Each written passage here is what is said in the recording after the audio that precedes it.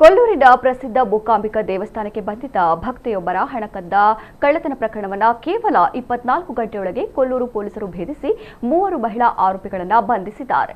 ಶಿವಮೊಗ್ಗ ಜಿಲ್ಲೆಯ ಭದ್ರಾವತಿ ಮೂಲದ ನೇತ್ರಾವತಿ, ಶಾರದಾ ಹಾಗೂ ದುರ್ಗಮ್ಮ ಬಂಧಿತ ಆರೋಪಿಗಳು ದೇಗುಲಕ್ಕೆ ದೇವರ ದರ್ಶನಕ್ಕೆ ಎಂದು ಬಂದಿದ್ದ ನಿಮಿಷಾ ಎಂಬ ಭಕ್ತಿಯ ವ್ಯಾನಿಟಿ ಬ್ಯಾಗ್ನಲ್ಲಿದ್ದ 80,000 ರೂಪಾಯಿ ಹಣ ಕಳ್ಳತನವಾಗಿತ್ತು. ಘಟನೆ ಬಳಿಕ ದೇವಸ್ಥಾನದ ಆವರಣದಲ್ಲಿ ಎಷ್ಟೇ ಹುಡುಕಾಟ ನಡೆಸಿದರೂ ಹಣ ಪತ್ತೆಯಾಗಿರಲಿಲ್ಲ.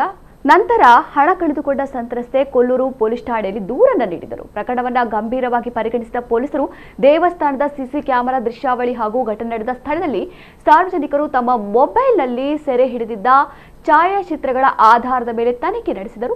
ತನಿಖೆಯಲ್ಲಿ ಕಳ್ಳತನ ಕೃತ್ಯದಲ್ಲಿ ಭಾಗಿಯಾಗಿದ್ದ 3 ಮಹಿಳೆಯರ ಸುಳಿವು ಪತ್ತೆಯಾಗಿತ್ತು. ಕಳ್ಳತನ ನಡೆದ 24 ಗಂಟೆಯೊಳಗೆ ಅವರನ್ನು ಬಂಧಿಸುವಲ್ಲಿ ಪೊಲೀಸರು ಯಶಸ್ವಿಯಾಗಿದ್ದಾರೆ. ಬಂಧಿತ ದುರ್ಗಮ್ಮ ವಿರುದ್ಧ ಈ ಹಿಂದೆ 2 ಕಳ್ಳತನ ಪ್ರಕರಣಗಳು ದಾಖಲಾಗಿವೆ. ಶಾರದಾ ವಿರುದ್ಧ 3 ಪ್ರಕರಣಗಳು ದಾಖಲಾಗಿವೆ. ಆರೋಪಿಗಳನ್ನು ಬಂಧಿಸಿರುವ ಪೊಲೀಸರು ಪ್ರಕರಣದ ಕುರಿತು ಹೆಚ್ಚಿನ ತನಿಖೆ ಮುಂದುವರೆಸಿದ್ದಾರೆ.